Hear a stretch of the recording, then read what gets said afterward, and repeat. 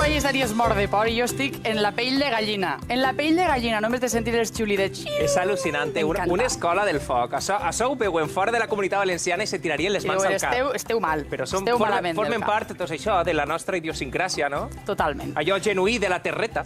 És que som una gran terreta, la millor terreta del món, si és que ja ho diem. Escolta, Joan, anem a començar ja, si els sembla, el nostre passeig per la terreta i ho fem amb unes imatges dels ganxers d'Antella. Sí, anem a veure ja mateix imatges i aquestes imatges van acompanyades d'una petició i és que l'Associació Cultural dels Ganxers d'Antella necessita el reconeixement de les institucions i necessiten que es posi en valor aquesta tradició ancestral de transport fluvial per poder-se presentar com a candidats a Patrimoni de la Humanitat per la UNESCO. Cada any els ganxers ens mostren com la fusta navega pel riu Xúquer, una tradició arrelada que s'ha de preservar i que busca ara el reconeixement internacional que passa en primera instància per un reconeixement a casa nostra. Farem força entre tots perquè la UNESCO acabe valorant aquesta tradició digna d'admiració. Una joia més de l'Aixobar València, en este cas, des d'Antella.